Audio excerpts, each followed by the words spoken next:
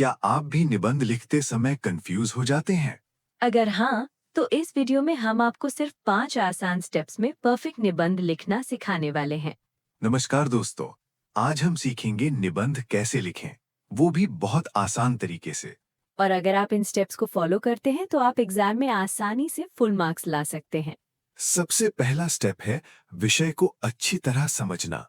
कई छात्र जल्दी में लिखना शुरू कर देते हैं, लेकिन पहले ये समझना जरूरी है कि प्रश्न क्या पूछ रहा है। जैसे अगर विषय है पर्यावरण संरक्षण, तो आपको उसी से जुड़े विचार लिखने हैं।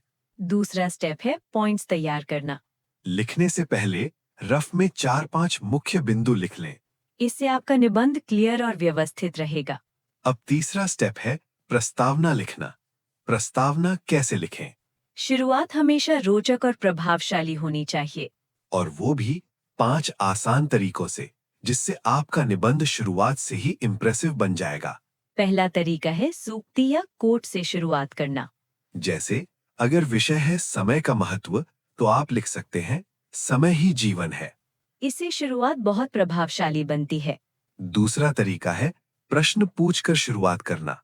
जैसे, क्या आपने कभी सोचा है कि समय हमारे जीवन में कितना महत्वपूर्ण है? इससे रीडर तुरंत जुड़ जाता है। तीसरा तरीका है किसी उदाहरण से शुरुआत करना। जैसे अगर किसान समय पर खेती ना करे तो उसे नुकसान होता है। इससे विषय रियल लाइफ से जुड़ जाता है। चौथा तरीका है छोटी कहानी से शुरुआत। जैसे, एक छात्र हमेशा समय पर पढ़ाई करता था, इसलिए वो हमेशा सफल होता था। इससे निबंध इंटरेस्टिंग और एंगेजिंग बनता है। पांचवा तरीका है किसी तथ्य या फैक्ट से शुरुआत करना। जैसे हर वर्ष लाखों लोग समय की कमी के कारण अपने लक्ष्य पूरे नहीं कर पाते। इससे निबंध स्ट्रॉन्ग और इंफॉर्मेटिव लगता है। अगर आप इनमें से किसी भी तरीके का सही उपयोग करते हैं, तो आपका निबंध शुरुआत से ही शानदार बन जाएगा। अब आता है सबसे महत्वपूर्ण भाग, विषय विस्तार। विषय विस्तार कैसे लिखें? विषय विस्तार निबंध का मुख्य भाग होता है। यहीं पर आप अपने विचारों को डिटेल में समझाते हैं। यहाँ आप अपने पॉइंट्स को पैराग्राफ्स में विस्तार से लिखते हैं। हर पैराग्राफ में एक नया विचार लिखें। मुख्य बिंदु कैसे लिखें? अब बात करते हैं मुख्य बिंदु कैसे लिखें। निबंध लिखने से पहले 4-5 पॉइंट्स रफ में लिख लें। फिर उन्हीं पॉइंट्स को पैराग्राफ में बदल दें।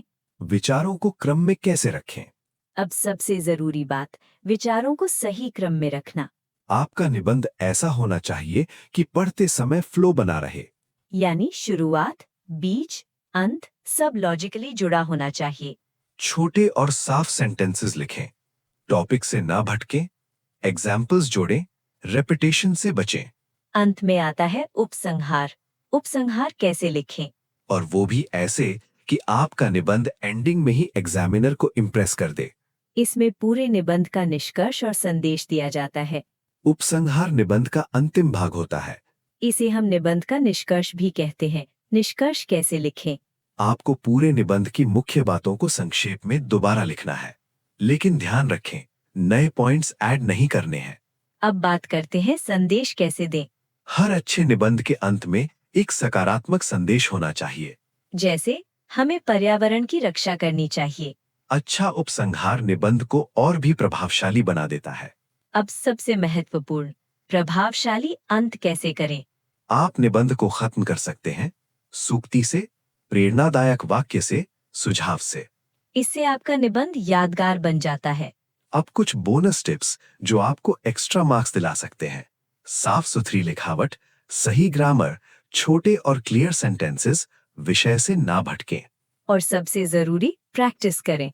तो दोस्तों, अब आप समझ गए होंगे कि निबंध कैसे लिखा जाता है। अगर आपको ये वीडियो पसंद आया हो तो लाइक करें और चैनल को सब्सक्राइब जरूर करें। अगले वीडियो में हम एक पूरा निबंध लिखकर समझेंगे।